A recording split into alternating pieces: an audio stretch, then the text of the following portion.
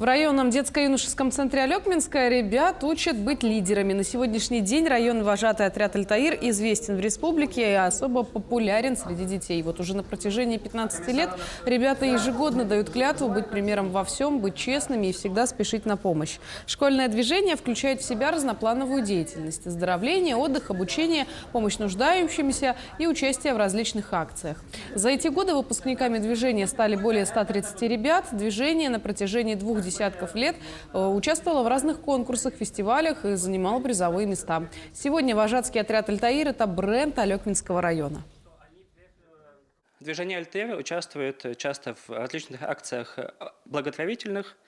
Они участвуют в концертах, в спектаклях. И если выразить одну цель, да, какую-то одну единую большую цель, то я думаю, что это будет, опять же, умение быть лидером.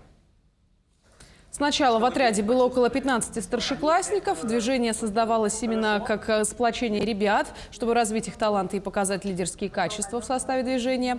В ряды отряда можно попасть учащимся с 8 по 11 класса, которые отличились в учебе, активно занимаются спортом и просто несут радость. Сейчас в «Альтаире» более 40 увлеченных, активных, творческих ребят. В составе такого движения каждому участнику дается право самореализоваться, почувствовать свои силы со школьной скамьи. У меня из «Альтаира» есть какое-то продвижение.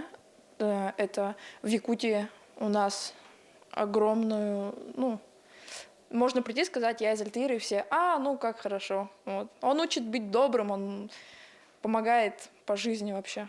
Хорошо, какой-то старт. Можно потом очень легко пойти на педагога работать, потому что ты уже все умеешь.